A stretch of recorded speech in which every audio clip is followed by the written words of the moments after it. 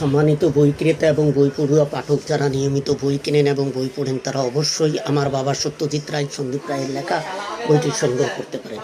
বইটি অনবদ্য একটি সুন্দর বই। এই গ্রন্থে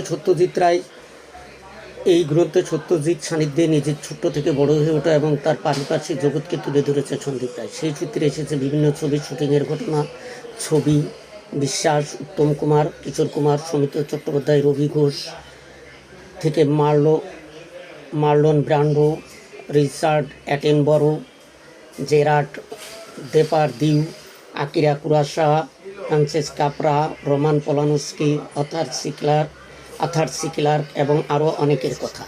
পাঠক, বইটি আপনাদের অবশ্যই ভালো লাগবে।